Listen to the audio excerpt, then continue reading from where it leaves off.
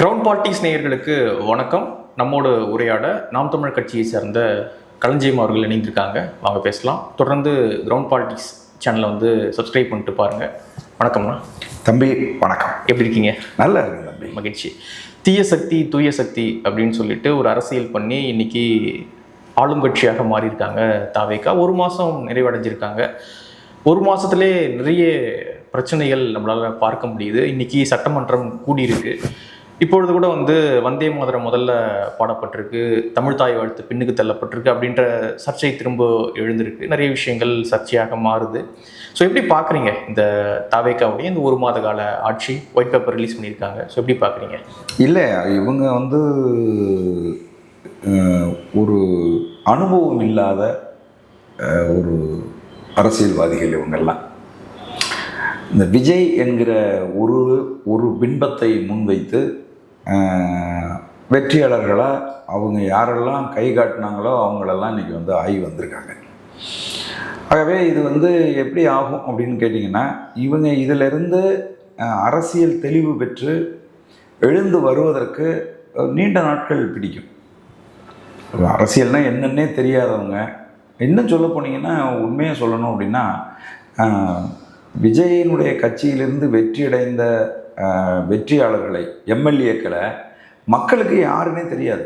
அவங்களுக்கு தெரிஞ்சதெல்லாம் ஒரே ஒரு பின்பம், விஜய் சொன்ன சின்னம் விசில் அப்படிங்கிறது மட்டும்தான் அது எல்லாமே இருந்தது. அதனால் இவங்க இப்போ ஆட்சி அதிகாரத்துக்கு வந்ததுக்கப்புறம் அவங்கக்கிட்ட யார் இருக்காங்களோ அவங்களுக்கு தான் அவங்க மந்திரி பதவி கொடுக்க முடியும். அப்போ 107 பேர் ஜெயிச்சிருக்காங்க விஜயோட சேர்த்து. ஒருத்தர் முதலமைச்சர் ஆகிட்டார். மீதி இருக்கிறது 106 பேர். அந்த 106 பேரில் பொறுக்கி எடுத்து யாரெல்லாம் தேர்வாங்களோ அவங்களுக்கு தான் இவங்க மந்திரி பதவி கொடுக்க முடியும். அவங்களுக்கெல்லாம் இதுக்கு முன்னாடி என்ன அனுபவம் இருக்குதுன்னு கேட்டால், அவங்கெல்லாம் ரசிகர் மன்றத்தில் பயணித்தவர்கள், ரசிகர்களாக இருந்த அனுபவம் இருக்குது. அனுபவம் இருக்குது. அவர்கள் தொண்டர்களாக கூட குறைஞ்சபட்சம் மாற்றப்படாதவர்கள். அப்போ ஓரளவுக்கு வெளியிலேருந்து வந்தவங்க ஒரு சில பேர் இருக்காங்க. உதாரணத்துக்கு நான் சபாநாயகர் சேசிடி பிரபாகர், அப்புறம் செங்கோட்டையான் போன்றவர்கள் வெளியிலேருந்து வந்தவங்க. இப்போ இவங்களை வச்சுக்கிட்டு தான் அவர் அந்த அமைச்சரவையை நடத்தி ஆகணும். அப்படிங்கும்போது இது போன்ற சறுக்கல்கள் ஏற்படத்தான் செய்யும். அதை எதுவுமே பண்ண முடியாது. ஏன்னா நிர்வாகவியல் குறித்து எதுவுமே தெரியாது. இப்போ நீங்கள் பொதுவாக ஒரு இன்ஃப்ராஸ்ட்ரக்சரை நீங்கள் எடுத்துக்கிட்டிங்கன்னா, ஒரு அரசு ஆட்சி அமைக்குது அப்படின்னு சொன்னால் 2 தளம் இருக்கும். ஒன்று பியூரோக்ராட்ஸ், அதிகாரிகள் வர்க்கம். இன்னொன்று ஆளும் தரப்பு, அரசியல்வாதிகள் இருப்பாங்க. இப்போ இதில் ஒட்டுமொத்தமாக இவங்க எல்லாருமே புதுசு அப்படிங்கிறதுனால நிர்வாகத்தை யார் கையில் எடுத்து செயல்படுத்த வேண்டிய தேவை ஏற்படும் அப்படின்னு பார்த்தீங்கன்னா, பியூரோக்ராட்ஸ் தான் அதை செய்வாங்க. சரி, பொதுவாக ஒரு அரசு அமைகிற போது அவங்க செய்கிற முதல் வேலை என்னவா இருக்கும்னா, இதுக்கு முன்னாடி இருந்த அரசு தங்களுக்கு சாதகமான அதிகாரிகள் எல்லாம் வைச்சிருப்பாங்க. அப்போ என்ன செய்வாங்கன்னா, மெல்ல மெல்ல எல்லா துறைகளில் இருக்கிற அதிகாரிகளையும் மாற்றி தங்களுக்கு சாதகமான அதிகாரிகளை அவங்க கொண்டுகிட்டு அந்த நிர்வாகத்தை செம்மைப்படுத்த முயற்சி பண்ணுவாங்க. அதையெல்லாம் இவங்க முழுதும் செஞ்சாங்களா அப்படின்னு பார்த்தா, இவங்க உறுதியாக இன்னமும் செய்ய ஆரம்பிக்கலை. ஒரு சில காவல்துறை அதிகாரிகளை இடமாற்றம் செஞ்சுருக்காங்க.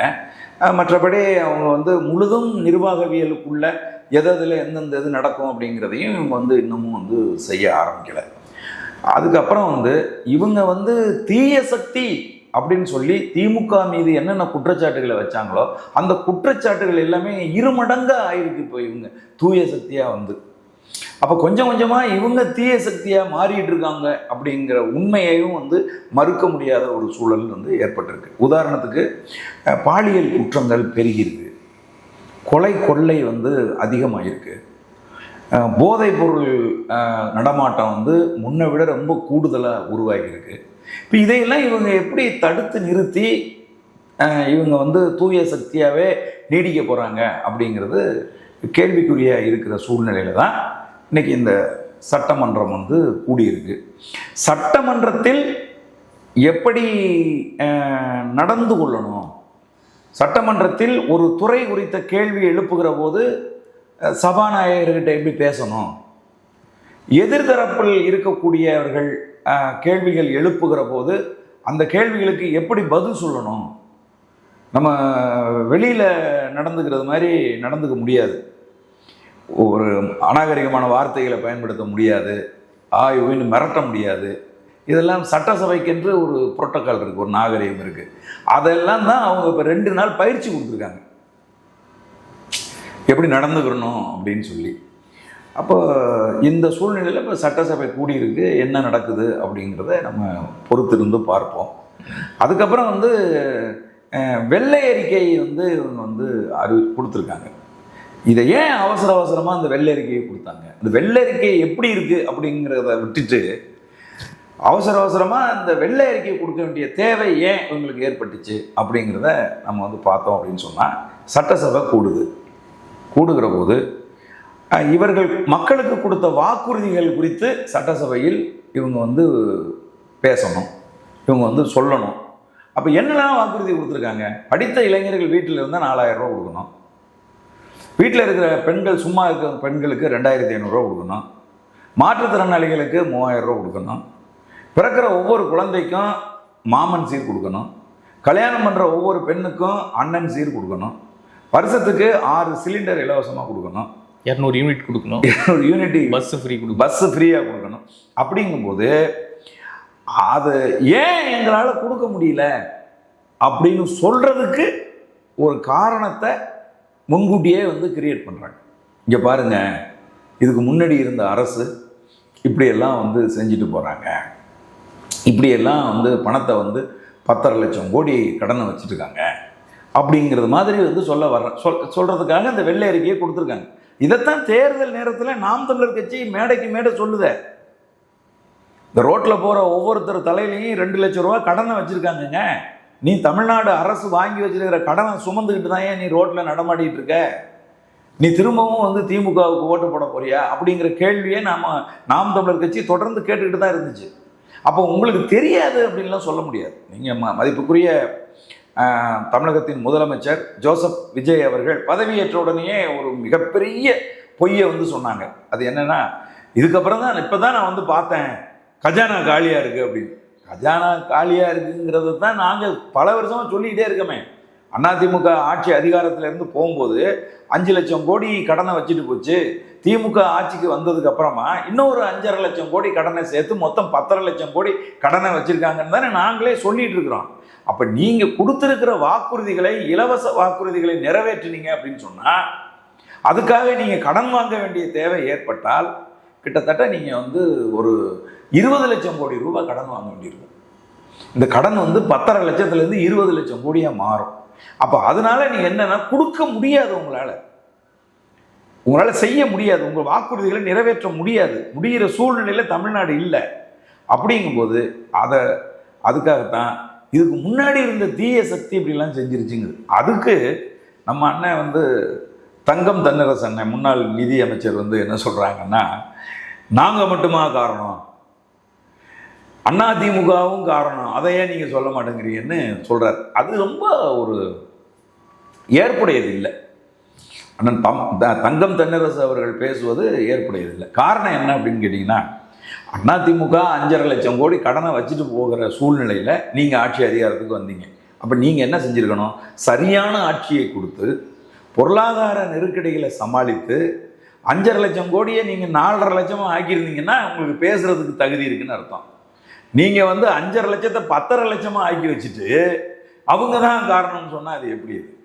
அப்போ ஆட்சி அதிகாரத்துக்கு வருகிறவர்கள் திமுகவும் அதிமுகவும் எப்படி மாற்றி இவன் தான் காரணம் அவன் தான் காரணம் குற்றம் சொல்லிட்டு இருந்துச்சோ, அதே மாதிரி குற்றம் சொல்கிறதுக்கு ஒரு ஆட்சி இந்த தாவேகா ஆட்சி அப்படின்னு தான் நான் பார்க்குறேன். ஓகே, இப்போ இடைத்தேர்தல் வர இருக்கு. ஒரு 6 சட்டமன்ற தொகுதிக்கு இப்போது வரை இடைத்தேர்தல் வரும் அப்படின்னு சொல்லப்படுது. இன்னும் நெருங்க ஒரு 10 தொகுதி ஏறும் அப்படின்லாம் சொல்கிறாங்க. அந்த மெஜாரிட்டி அளவுக்கு தாவேகாவுக்கு எவ்வளோ மெஜாரிட்டி தேவைப்படுதோ ப்ரூவ் பண்ண, ஸோ அந்த அளவுக்கு தொகுதிகளுக்கு இடைத்தேர்தல் நடக்கும் அப்படின்லாம் சொல்லப்படுது. மதிமுகவுடைய எம்எல்ஏக்களும் ரிசைன் பண்ணுவாங்க அப்படின்லாம் சொல்கிறாங்க.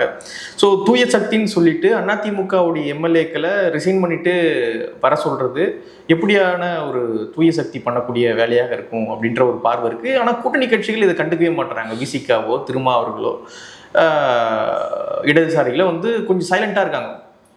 ஏதோ பேசுறாங்களே தவிர பெரிய அளவுல அதை பற்றியான எதிர்வினைகள்லாம் ஆற்றுவது கிடையாது. ஸோ எப்படி பாக்குறீங்க? நீங்கள் அதிமுகவில் இருக்கிறவங்கள வந்து நீங்கள்லாம் வந்துருங்க அப்படின்னு தாவேக்கா கூப்பிட்டதையும் மற்ற கூட்டணி கட்சிகளில் இருக்கிறவங்கள எல்லாரையும் வந்து அழைச்சதையும் தான் சொல்கிறீங்களே ஒழிய, திமுகவில் இருப்பவர்களும் நேர்மையானவர்கள் எங்களோடு வரலாம் அப்படின்னு தாவேக்கா அழைச்சதை நம்ம எல்லாருமே பேச மறந்துடுறோம். அவங்க எல்லாரையும் தான் வந்து கூப்பிடுறாங்க. என்னன்னா அது ஒரு மைனாரிட்டி அரசு. இந்த மைனாரிட்டி அரசு தன்னை மெஜாரிட்டியாக மாற்றிக்கிறதுக்கு என்ன நம்புது அப்படின்னு கேட்டிங்கன்னா, நீங்கள் ரிசைன் பண்ணிட்டு வந்துட்டீங்க அப்படின்னு சொன்னால் நம்ம மறு தேர்தல் வச்சு நம்ம வெற்றி அடைஞ்சு நம்முடைய அரசை ஒரு மெஜாரிட்டியான அரசு அப்படின்னு காட்டிடலாம் அப்படின்னு அவங்க வந்து நம்புகிறாங்க.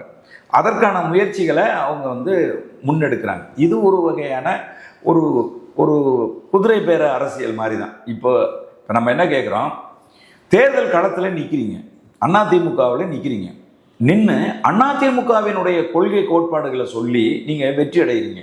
மக்கள் உங்களை நம்பி வாக்களிச்சிருக்காங்க. வாக்களித்த ஒரு 2 வாரத்தில் நீங்கள் உங்கள் தொகுதியை நீங்கள் ரிசைன் பண்ணுறீங்க அப்படின்னு சொன்னால் உங்களை எப்படி அந்த மக்கள் எப்படி மன்னிப்பாங்க? எதிர்கட்சியா இருக்கோம், எங்களால் ஒன்றும் பண்ண முடியாது. இதுவே ஆளுங்கட்சியோடு நாங்கள் இணைந்து எம்எல்ஏ ஆனோம் அப்படின்னா நிறைய விஷயங்கள் தொகுதிக்கு பண்ண முடியும். இதுலுமே மக்கள் நலன் தான் இருக்கு. இப்படி நீங்கள் திமுக ஆட்சியில் இருக்கும்போது அதிமுக இருக்கவங்க யாருன்னு நினைக்கல? அதிமுக ஆட்சியில் இருக்கும்போது திமுகவில் இருக்கிறவங்க யாருன்னு நினைக்கல? இப்போ மட்டும் எதுக்கு நினைக்கிறீங்க?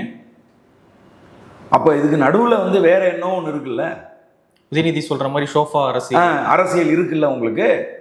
நீங்கள் சோபாவில் என்ன போச்சு, பணம் போச்சு அப்படின்னு எல்லாரும் சொல்லிட்டு இருக்காங்க. இப்போதான் இணையதள ஊடகங்கள் எல்லாம் சில செய்திகளை பார்த்தா அதிர்ச்சியா இருக்கு. தங்க கட்டி போச்சு அப்படிங்கிறாங்க. தங்க கட்டி அதிர்ச்சியா இருக்கு நமக்கு கேட்கறதுக்கு. அப்போ இந்த சோபா அரசியல் அப்படிங்கிறது இருக்குல்ல, இந்த குதிரை பேர அரசியல் இருக்குல்ல, இப்போ இன்னைக்கு இந்தியா முழுசுமே இந்த குதிரை பேர அரசியல் இருக்கு. ஒரு எம்பிக்கு 50 கோடி விலை பேசப்படுது இந்தியாவில். எப்படி வந்து மம்தா பானர்ஜி கட்சியை உடைக்கிறாங்களோ, எப்படி வந்து சிவசேனாவை வந்து ஆளும் கட்சியாக இருக்கிற பிஜேபி உடைக்குதோ, அதே போல் இப்போ வந்து அகிலேஷ் யாதவ் கட்சியவும் உடைக்கிறாங்க. அதே போல தான் இப்போ அதிமுகவையும் இன்னைக்கு வந்து தாவேகா வந்து நிர்மூலமாக்கணும் அப்படின்னு பார்க்குது. திமுகவையும் நிர்மூலமாக்கணும், நீங்கள் வாங்க அப்படின்னு கூப்பிடுது. அப்போ பணத்தை வச்சு இவர்களை எல்லாம் வந்து விலைக்கு வாங்கி கொஞ்சம் மெஜாரிட்டி அரசை அமைச்சிடணும் அப்படின்னு நீங்கள் நினைச்சிங்கன்னா நீங்கள் எப்படி தூய சக்தி? நீங்கள் எப்படி தூய சக்தி? அதை எப்படி நீங்கள் நிறுவுவீங்க? நான் கேட்குறேன். எப்படி ஆட்சி செய்கிறதுன்னு தெரியல. அனுபவமிக்க அமைச்சர்கள் உங்கள்கிட்ட கிடையாது. அவங்கெல்லாம் அவங்களுக்கு கொடுக்கப்பட்டிருக்கக்கூடிய துறையை பற்றி முதலில் தெரிந்து கொள்வதற்கே கிட்டத்தட்ட வந்து அவங்களுக்கு எப்படி 1 வருஷம் 2 வருஷம் ஆகும். ஒரு விவசாயத்துறை அப்படின்னு சொன்னால் அந்த துறையில் இருக்கக்கூடிய நுணுக்கங்கள் என்ன, அதை எப்படி மேன்மைப்படுத்தணும், அடுத்த கட்டத்துக்கு அதை எப்படி எடுத்துகிட்டு போகணும், அந்த துறையை லாபகரமாக எப்படி மாற்றணும் அப்படிங்கிறதெல்லாம் தெரிஞ்சுக்கிறதுக்கே இவ்வளோ கொஞ்ச நாள் ஆகும். அப்படிங்கும்போது நீங்கள் இந்த குதிரை பேர வேலைகளில் நீங்கள் ஈடுபடுவதை உடனடியாக வந்து நிறுத்திக்கணும். அதுதான் வந்து சரி அப்படின்னு நான் நினைக்கிறேன். நீங்கள் சொல்கிறீங்க வந்து இடதுசாரிகள் இதை பற்றி கவலைப்படாமல் இருக்காங்க, வந்து விடுதலை சிறுத்தைகள் கவலைப்படாமல் இருக்காங்க, காங்கிரஸ் கட்சி வந்து கவலைப்படாமல் இருக்காங்க அப்படின்னு. இவங்கெல்லாம் வந்து நினச்சி பார்க்க முடியாத ஒரு விஷயத்தை தமிழ்நாட்டு அரசியல் களத்தில் இந்த திராவிட கட்சிகள் இருவரும் கட்சிகள் தொடர்ந்து ஆட்சி அதிகாரத்தில் இருக்கும்போது கற்பனை செய்யாத ஒரு பிஸ்கட்டை வந்து விஜய் கொடுத்துருக்காரு, அமைச்சர் பதவி. அப்புறம் எப்படி பேசுவாங்க அவங்க? நீங்க நல்லா யோசிச்சு பாருங்க. அவங்க வந்து அப்போ அந்த மனநிலையில் அவங்க வந்து இருக்கிறாங்களே ஒழிய, அப்படி செய்ததன் மூலமா இவங்களெல்லாம் சைபர் ஆக்கிட்டாரு. அது ஒரு முக்கியமான விஷயம். என்ன அட்டூழியம் நடந்தாலும் என்ன அநியாயம் நடந்தாலும் எதிர்த்து பேச முடியாத அளவுக்கான ஒரு சூழலை இன்னைக்கு விடுதலை சிறுத்தைக்கு விஜய் அவர்கள் ஏற்படுத்தியிருக்காங்க, இடதுசாரிகளுக்கு விஜய் அவர்கள் ஏற்படுத்தியிருக்காங்க. இன்னைக்கு தமிழ்நாட்டில் இவ்வளவு இளம் குழந்தைகள் பாலியல் வன்புணர்வுக்கு உட்படுத்தப்படுது. எதிர்த்து பேச முடியுது அவங்களால? பேசல முடியல. எத்தனையோ கடுமையான மக்கள் விரோத செயல்கள் பயங்கரமா நடக்குது. இதை செய்யறதெல்லாம் வந்து தாவாக்காரர்கள் தான் செய்யறாங்க. பலர் கைது செய்யப்பட்டு இருக்காங்க. அப்போ இதையெல்லாம் வந்து எடுத்து பேசுவதற்கான துணிச்சல் வந்து இவங்க யாருக்குமே கிடையாது. இப்போ அதில் வைகோ அவர்களும் போய் சங்கமிக்க போகிறாங்க. அவருடைய மகன் மதிப்புக்குரிய துரை வைகோ வந்து கடுமையாக திமுக மேலே குற்றஞ்சாட்டுறாரு. சொந்த சின்னத்தில் வந்து போட்டியிட முடியாதது அவமானகரமானது அப்படிங்கிறாரு. இப்போதான் தெரியுது அவருக்கு. புரியுதா நான் சொல்றது? அடுத்தது ரொம்ப முக்கியமானது என்ன அப்படின்னு பார்த்தீங்கன்னா, செங்கோட்டையான் அவர்கள் இந்த ஒரு பெரும் குற்றவாளி என்று அதிமுக பீரியடில் அறியப்பட்ட ஒருத்தரை கட்சியில் சேர்க்கிறார். பார் நாகராஜ், அதானே அவர் பேரு. ஆனா அவர் சேர்க்கல அப்படின்றாங்க, சும்மா மீட் பண்ண தான் வந்தார் அவரு அப்படின்லாம் சொல்றாங்க. அப்படியா? சொல்றேன். ஆமா. இப்போ நம்ம உதாரணத்துக்கு தான் நான் சொல்றேன். ஓகே. இப்போ இவர் வந்து ஒரு பாலியல் குற்றத்தில் உட்பட்டவர். தமிழ்நாட்டை மட்டும் இல்லை, இந்தியாவையே உலுக்கிய ஒரு குற்றத்தில் குற்றஞ்சாட்டப்பட்ட ஒருத்தர் அப்படின்னு சொன்னால் அவரை கட்சியில் இணைக்கக்கூடாது, அது கட்சிக்கு பெரிய கெட்ட பேரை ஏற்படுத்தும் அப்படின்னு வந்து எதிர்த்து பேசுவதற்கான ஆட்கள் அங்கே இல்லை. கட்சிக்குள்ள இல்லை, கூட்டணியில் இல்லை. கட்சிக்குள்ள இல்லைன்னு சொல்லலை, கூட்டணியில் இருக்கிற விடுதலை சிறுத்தைகள் சொல்லணுமா இல்லையா? இன்னைக்கு ஒரு பெரிய லீடராக விஜயை பார்க்குறாங்களா? ஏன்னா எல்லாருமே போய் சரண்டர் ஆகிறாங்க. வந்து மறுவார்த்தை பேசாமல், இங்கே நடக்கக்கூடிய அட்டூழியங்களை கண்டிக்காமல், எதுவுமே பண்ணாமல் வந்து விஜய் தான் அப்படின்னு சொல்லிட்டு எல்லாரும் வைகோ உட்பட பெரிய பெரிய தலைவர்கள்லாம் போய் மீட் பண்ணி ஐக்கியமாகறாங்க. அப்படின்னா பெரிய லீடராக விஜய் வர்சஸ் அதர்ஸ் அப்படின்ற ஒரு பெரிய லீடராக இன்னைக்கு விஜய் இருக்காரா தமிழ்நாட்டில்? எப்படி இல்லை, இது வந்து எப்படின்னு கேட்டிங்கன்னா, ஒரு இன அரசியல் வந்து அதுக்குள்ளே வந்து இருக்கு. இன அரசியல் எப்படின்னு கேட்டிங்கன்னா, வந்து நாம் தமிழர் கட்சி போன்ற ஒரு கட்சி எழுந்து வந்து இன அரசியலை வந்து பேசுது. தமிழ்நாட்டை மண்ணின் மைந்தர்கள் தான் ஆளணும், தமிழ்நாட்டை தமிழர்கள் தான் ஆளணும் அப்படின்னு சொல்லி ஒரு கருத்தை முன்வைக்கிறாங்க. அப்படி முன்வைக்கும் போது அது வந்து திராவிட சித்தாந்தத்துக்கு எதிராக இருக்கு. அப்போ வைகோ போன்றவர்கள் கொந்தளிக்கிறாங்க.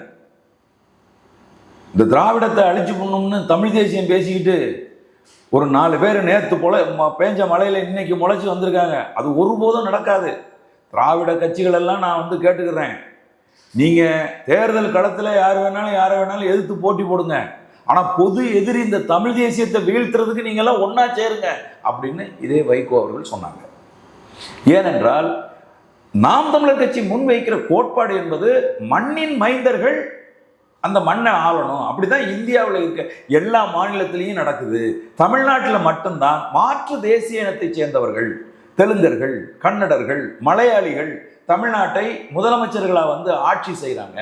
அப்படி ஆட்சி செய்கிறதுனால தான் தமிழர்களுடைய முதன்மை அடையாளமாக இருக்கக்கூடிய அவர்களின் தாய்மொழி தமிழ்மொழி கல்வியிலிருந்து வெளியேற்றப்பட்டுருச்சு. கல்வியிலிருந்து ஒரு மொழி வெளியேற்றப்பட்டு 2 தலைமுறை பிள்ளைகள் தமிழ் எழுத படிக்க தெரியாத பிள்ளைகளை உருவாக்கிட்டாங்க. சட்டம் இயற்றுகிற இடத்துலையும் இந்த திராவிட கட்சிகள் தான் இருந்தாங்க. இயற்றிய சட்டத்தை நடைமுறைப்படுத்துகிற இடத்துலையும் இந்த திராவிட சக்திகள் தான் இருந்தாங்க. ஆனால் இவர்கள் எங்கள் தாய்மொழி தமிழ் மொழிக்கு எதிராக இவ்வளவு பெரிய வேலையை வந்து செஞ்சிட்டாங்க. இவங்க நடத்தினது இந்தி எதிர்ப்பு போராட்டம் இல்லை, ஆங்கில ஆதரவு போராட்டம். ஆங்கிலத்தை கொண்டாந்து முன்னிலைப்படுத்திட்டாங்க அப்படிங்கிற குற்றச்சாட்டை நாம் தமிழர் கட்சி வச்ச போது வைகோ போன்ற தெலுங்கர்கள் கடுமையாக எதிர்த்தாங்க. அப்படிங்கும்போது இன்னைக்கு விஜய் போன்ற ஒரு தெலுங்கர் ஆட்சி அதிகாரத்துக்கு வருகிற போது, விஜய் தெலுங்கரா? ஆமா, ஓகே, வருகிற போது அவரை வந்து வாரி அணைச்சு கொள்ளதானே செய்வாங்க. நீங்க கூட இருக்கிறவங்க எல்லாம் பாருங்க, ஜனார்தனன் ரெட்டி, அனில் ரெட்டி, விஷ்ணு ரெட்டி, ஆதவ அர்ஜுனா ரெட்டி, இவங்க தான் வந்து விஜயை சூழ்ந்து இருக்காங்க. கட்சி மைனாரிட்டியா இருக்கு. மைனாரிட்டியா இருக்கிற போது இதை வந்து எப்படியாவது ஆட்சி அமைக்க வைக்கணும் அப்படிங்கிற ஒரு முயற்சியில் ஆளுநரை பார்த்து வாய்ப்பு கேட்கறதுக்கு விஜய் அவர்கள் போறாங்க. அவர் கூட போன இந்த ரெட்டிகள்லாம் ஏன் கூட போறாங்க? அவர்கள் இன்வெஸ்ட்மெண்ட் பண்ணியிருக்காங்க. அவர்கள் ஒரு திராவிடம் வீழ்ச்சி அடைய போகிறது, தமிழ் தேசியம் திராவிடத்தை வேறறுக்க போகுது அப்படிங்கும்போது வேறொரு சக்தியை கொண்டுகிட்டு வர வேண்டிய தேவை இருக்கு. தமிழகத்தை தங்கள் கட்டுப்பாட்டில் வச்சுக்கணும் அப்படின்னு அவங்க நினைக்கிறாங்க. இதுதான் வைகோ போன்றவர்கள் வந்து அவரை வாரி அணைத்துக் கொள்வதற்கும் அவர் பின்னால போய் நிற்கிறதுக்கு தயாராகுவதற்கும் காரணம் இதுதான். ஓகே, இப்போ பார்க்கும்பொழுது தூய சக்தி ஆட்சியா உங்களுக்கு தெரியல. இல்லை 100% வந்து இன்னும் கற்றுக்கிட்டு வரணும். டைம் கொடுக்கலான்றீங்க. டைம் வந்து கொடுக்கணும்ல. ஏன்னா இப்போ ஒரு ஒன்று அவங்க எதிர்பார்க்காம வெற்றி அடைஞ்சு வந்துட்டாங்க. இப்போ நான் உங்களுக்கு ஒரு உதாரணம் சொல்கிறேன். இதே மாதிரியான ஒரு சூழல் வந்து அஸ்ஸாமில் ஏற்பட்டுச்சு. அஸ்ஸாம் கண பரிஷத் அப்படின்னு ஒரு அமைப்பு, அது மாணவர் அமைப்பு. அப்போ அஸ்ஸாமில் வந்து ஆட்சியாளர்கள் செய்த கடுமையான கொடூரங்களுக்கு எதிராக மாணவர்கள் அணிதிரண்டு ஒரு பெரிய புரட்சியை வந்து ஏற்படுத்தினாங்க. மக்கள் அறுதி பெரும்பான்மையை கொடுத்துட்டாங்க. மக்கள் வந்து அந்த மாணவர் அமைப்புக்கு அஸ்ஸாம் கண பரிஷத்துக்கு ஓட்டு போட்டு அவங்க ஆட்சியாளர்களாக கொண்டு வந்துட்டாங்க. ஒரு 6 மாத காலம் கூட அவர்களால் ஒரு நேர்மையான ஆட்சியை கொடுக்க முடியல. எல்லா துறைகளிலையும் ஊழல், லஞ்சம், லாவணியம்னு பயங்கரமாக வந்து நிர்வாக கோளாறு ஏற்பட்டு பெரிய கலவரம் உருவாகி அஸ்ஸாம் கண பரிஷத்தினுடைய ஆட்சி கலைக்கப்பட்டுச்சு. அது இன்னைக்கு வரைக்கும் இப்போ அரசியல் கற்றுக்கிட்டு அவங்க முயற்சி பண்ணுறாங்க, மக்கள் அவர்களை அங்கீகரிக்க மறுக்கிறாங்க. இப்போ நீங்கள் எம்ஜிஆர் வந்துட்டாரு, எம்ஜிஆர் வந்து ஆட்சி அமைச்சிட்டாரு அப்படின்னு சொன்னால், எம்ஜிஆர் திமுகவில் எம்எல்ஏவாக இருந்தவர், எம்எல்சியாக இருந்தவர், திமுக என்கின்ற ஒரு பெரிய கட்சியினுடைய பொருளாளராக இருந்தவர். அவர் வெளியில் வரும்போது நல்ல அரசியல் அனுபவம் பெற்ற மாவட்ட செயலாளர்கள், அரசியல் அனுபவம் பெற்றவர்கள் அவரோட வந்தாங்க. யாரும் அவரோட ரசிகர்கள் யாரும் வரல.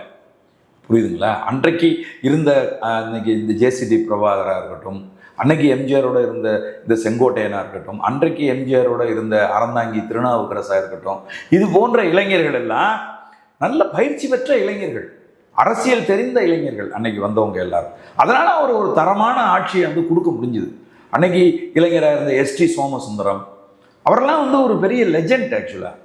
அதனால எந்த முன் அனுபவமும் இல்லாமல் வெறும் ரசிகர்களாக இருந்தவர்களை முன்வைத்து ஒரு ஆட்சியை, தரமான ஆட்சியை, மக்களுக்கு நம்பிக்கை ஊட்டுகிற ஒரு ஆட்சியை கொடுக்க முடியுமா? அதுவும் வெறும் இலவசங்களை முன்வைத்து ஆட்சி அதிகாரத்துக்கு வந்தவங்க. வெறும் கவர்ச்சி மட்டும் கிடையாது. இப்போ நீங்கள் வந்து பார்த்தீங்கன்னா இதில் 3 கூறு இருக்கு. ஒரு கூறு வந்து பார்த்தீங்கன்னா இலவசம். இலவசம்ங்கிறது வந்து விஜய் மட்டும்தான் அறிவிச்சாரா அப்படின்னு கேட்டீங்கன்னா இல்லை. திமுகவினுடைய நிறுவனர் மதிப்புக்குரிய அண்ணாதுரை அவர்கள் ஆட்சி அதிகாரத்துக்கு வந்ததே இலவசம் அறிவிச்சு தான் வந்தார். அன்றைக்கு பஞ்சம் நிலவிட்டு இருக்க காலத்தில் ₹1 நான் 3 படி அரிசி தர்றேன், எனக்கு நீங்கள் ஓட்டு போடுங்க அப்படின்னு கேட்டார். படித்தவர் அண்ணாதுரை, எம்ஏ ஆங்கிலம் படித்தவர், பொய் சொல்ல மாட்டாருன்னு சொல்லி அண்ணாதுரைக்கு ஓட்டு போட்டாங்க. ஆட்சி அதிகாரத்துக்கு வந்த உடனே இதே நிலை தான். இதே விஜய் என்ன சொல்கிறாரோ அதை தான் அண்ணாதுரையும் சொன்னார். என்ன சொன்னார்னா, நான் முதலமைச்சர் பதவி என்பது மலர் கிரீடம் என்று நினைத்தேன், ஆனால் அது முற்கிரீடம் என்பது எனக்கு இப்போ தான் தெரியுது அப்படின்னு சொல்லிட்டு அவர் சொன்னார். 3 படி லட்சியம், 1 படி நிச்சயம் அப்படின்னார். அப்போ அண்ணாதுரையே உங்களுக்கு வந்து இலவசம் அறிவித்து வந்தார். அதன் பிறகு ஆட்சி அதிகாரத்துக்கு வந்த கலைஞர் கருணாநிதி இலவசங்களை அறிவித்தார். எம்ஜிஆர் இலவசங்கள். எம்ஜிஆர் இப்போ நீங்கள் எம்ஜிஆர் தொடர்ந்து ஆட்சியில் இருந்தாருன்னு தான் நம்ம வந்து பார்க்குறோம். அவர் என்னெல்லாம் செஞ்சார் தெரியுமா? பட்டியல் சமூகத்தை சேர்ந்தவர்களுக்கு ஒரு 5 சென்ட் நிலம் இலவசமாக கொடுத்தாரு. சரி, நிலத்தை கொடுத்தாரு, வீடு கட்டிக்கிறதுக்கு 5 சென்ட் மனை கொடுத்தாரு, ரைட். அதோட அப்படியே விட்டாரா? அந்த 5 சென்ட் மனையில் ஓட்டு வீடு கட்டி கொடுத்தாரு. சரி, ஓட்டு வீடு கட்டி கொடுத்தாரு, அதோட விட்டாருன்னா அந்த ஓட்டு வீட்டில் ஒத்தலை இட்டு போட்டார். புரியுதா உங்களுக்கு? ஏன் எம்ஜிஆர் தொடர்ந்து 12 ஆண்டு காலம் உயிரோடு இருக்கிற வரைக்கும் தமிழகத்தின் முதலமைச்சராக தேர்ந்தெடுக்கப்பட்டார்னா, பட்டியல் சமூகத்து மக்களுக்கு அவ்வளவு செஞ்சார். சரி, பட்டியல் சமூகத்து மக்களுக்கு மட்டும்தான் அது செஞ்சாருன்னா இல்லை, உழைக்கிற மக்கள் என்ன சாதிக்காரனா இருந்தாலும் பரவாயில்ல, பொங்கலுக்கு இலவச வேட்டி சேலை கொடுத்தார். சாகிற வரை, அவர் ஆட்சி அதிகாரத்தில் இருக்கிற வரைக்கும் கொடுத்தார். புரியுதுங்களா? இது எல்லாமே வந்து எளிய மக்கள், கிராமப்புற மக்கள், அவர்களுக்கு என்ன சிக்கல்ங்கிறத நேரடியாக உணர்ந்ததுனால. ஏங்க, கட்டிக்கிறதுக்கு ஒரு வேட்டி தாங்க இருக்கும், ஒரு சேலை தாங்க இருக்கும். அந்த சேலையை துவைச்சு ஒரு முனையை முள்ளில் கட்டிட்டு அப்படியே இந்த பக்கம் வந்து நின்று காய வச்சு இந்த பக்கம் சுற்றிட்டு இந்த முனையை காய வைக்கிற பெண்கள் தாங்க உழைக்கும் பெண்கள் கிராமப்புறங்களில். நம்ம எத்தனை பேர் அந்த மாதிரி பார்த்துருக்குறோம். அவங்களுக்கு வருஷத்துக்கு ஒரு சேலை கொடுக்குறாரு எம்ஜிஆர்னா எப்படி இருக்கும்? அப்போ உன்னுடைய திட்டங்கள் அதுபோல் மக்களுக்கு நேரடியாக சென்றடைகிற திட்டங்களாக இருக்கும். நான் 2500 ரூபா பணம் கொடுக்குறேங்கிறது நீ யாரை தூய சக்தி என்று சொன்னாயோ அந்த தூய சக்தியினுடைய திட்டமா இருக்கு. புரியுதுங்களா? அவன் 1000 ரூபா கொடுத்தானா 2500 ரூபா கொடுப்பேன். நீங்க நிரந்தரமா அந்த மக்களுக்கு இன்னைக்கு வரைக்கும் 5 சென்ட் நிலம் அவனுக்கு வீடு சொந்தமா இருக்குல்ல. இன்னைக்கு வரைக்கும் அதுக்கப்புறம் என்னாச்சு, ஜெயலலிதா அம்மா வந்தாங்க, அந்த வீட்டை, அந்த ஓடு வீடா இருந்துச்சுல்ல, அந்த ஓட்டு வீட்டை காங்கிரீட் வீடா கட்டி கொடுத்தாங்க. அம்மா வீடு கட்டி கொடுத்தாங்க. இப்ப திட்டங்கள் எப்படி இருக்குன்னு நீங்க பாருங்களேன். அப்படி ஏதாவது தூய சக்தின்னு வர்ற மதிப்புக்குரிய தம்பி விஜய் அவர்கள் செஞ்சாங்களா? அப்புறம் கலைஞர் கருணாநிதி வந்தார், என்னடா அது. அதுக்கப்புறம் எம்ஜிஆர் செய்த இன்னொரு முக்கியமான இலவச திட்டம் என்ன தெரியுமா? சத்துணவு திட்டம். மதிய உணவு திட்டத்தை யார் கொண்டு வந்தது? காமராஜர் அவர்கள் கொண்டு வந்தாங்க. ஏன்? காமராஜர் அவர்கள் எல்லாரும் கல்வி கற்கணும், ஒருவேளை சோறு கிடைச்சதுன்னா பள்ளிக்கூடத்துக்கு வருவான் பசங்கள்லாம் அப்படின்னு சொல்லி அவர் மதிய உணவு திட்டத்தை கொண்டு வந்தார். அந்த மதிய உணவு திட்டத்தை சத்துணவு திட்டமாக மாற்றினது எம்ஜிஆர் அவர்கள். அப்போ நீங்கள் பாருங்களேன், நிலம் கொடுக்குறாரு, நிலத்தில் வீடு கட்டி கொடுக்குறாரு, லைட்டு போட்டு கொடுக்குறாரு, வருஷத்துக்கு சேலை வேட்டி சேலை கொடுக்குறாரு, ரேஷன் கடையில் இலவசமாக அரிசி கொடுக்குறாரு, அதுக்கப்புறம் பிள்ளைகளுக்கு சத்துணவு திட்டம் கொடுக்குறாரு. புரியுதா உங்களுக்கு? அப்போ இப்போ கலைஞர் கருணாநிதி அதை என்ன பண்ணார்? வீட்டுக்கு வீடு டிவின்னார். ஏன்னா அவங்க ஒரு பெரிய சேனல் வச்சுருக்காங்க, சன் டிவின்னு ஒரு சேனல். அந்த சேனலை வியாபாரத்தை பெருக்கணும், அந்த சேனலில் சந்தா வசூலிக்கணும். அப்படிங்கும்போது அவங்க சுமங்கலி அப்படின்னு சொல்லி ஒரு நெட்வொர்க்கை கொண்டு வந்து எவ்வளவு அப்போ மக்களை எவ்வளவு ஏமாளியாக மாற்றுறாங்க பாருங்க. அப்போ கொடுத்தாங்க. இந்த அம்மா என்ன செஞ்சாங்க? ஃபேன் கொடுத்தாங்க, மிக்சி கொடுத்தாங்க, ஆடு மாடு கொடுத்தாங்க, எல்லாமே கொடுத்தாங்க. அப்போ இந்த அடிப்படையில் தான் இவங்களும் வந்திருக்காங்க. இவங்க ஒன்றும் எம்ஜிஆர் கருணாநிதி செய்யாததை, அவங்க அண்ணாதுரை செய்யாததை, அதுக்கு முன்னாடி இருந்த காங்கிரஸ் கட்சி செய்யாததை எம்ஜிஆர் செஞ்சார் தெரியுமா எளிய மக்களுக்கு? அந்த மாதிரி என்ன திட்டம் நீங்கள் அறிவிச்சிருக்கீங்க? நீங்கள் அறிவிச்ச திட்டங்களில் ஒன்று சொல்லுங்க பார்ப்போம். நீங்கள் எந்த சக்தியை தீய சக்தின்னு சொன்னீங்களோ அந்த தீய சக்தி சொன்னதை தான் நீங்கள் சொல்லியிருக்கீங்கிறது என்னுடைய கருத்து. அது கிடையாது மக்களுடைய தேவை. மக்களுடைய தேவை என்ன அப்படிங்கிறத பார்த்து அதற்கான திட்டங்களை நீங்கள் தீட்டணும். அப்போ தான் நீங்கள் நிலைச்சி இருப்பீங்க, மக்கள் உங்களை நேசிப்பாங்க. இல்லை அப்படின்னு சொன்னால் இதையே காரணமாக காட்டி நீங்கள் தோற்கடிக்கப்படுவீங்க அப்படிங்கிறது என்னுடைய கருத்து. மக்கள் விரோத செயல் செஞ்சால் எம்ஜிஆரே தோற்கடிக்கப்பட்டார். எம்ஜிஆர் ஒரு நாடாளுமன்ற தேர்தலில் பிற்படுத்தப்பட்ட மக்களுக்கு எக்கனாமிக்கை மெஷர்மெண்ட்டாக வச்சார். அது கடுமையான பாதிப்பை பிற்படுத்தப்பட்ட மக்கள் மத்தியில் ஏற்படுத்துச்சு. அப்போ நடந்த எலெக்ஷனில் அவர் முழுமையாக தோல்வி அடைந்தார். அதன் பிறகுதான் அதை மறுசீரமைச்சு அந்த பிற்படுத்தப்பட்டவர்களுக்கான இடஒதுக்கீட்டை உயர்த்தி கொடுத்தார் எம்ஜிஆர். புரிஞ்சுக்கிட்டார் அவர், நம்ம எளிய மக்களுக்கான விரோத செயலை நம்ம முதலமைச்சராக இருந்து செஞ்சாலும் மக்கள் தோல்வியடைய வைப்பார்கள் அப்படின்னு. புரியுதுங்களா? அதனால ஆட்சி அதிகாரத்துக்கு வந்துட்டோம், நம்முடைய முகத்தை வைத்து நம்ம ஆட்சி செய்து விடலாம் என்று நினைப்பது தவறு. மக்களினுடைய தேவையை அதை சரியாக புரிஞ்சுக்கிட்டு முறையாக செய்யணும் அப்படிங்கிறது என்னுடைய கருத்து.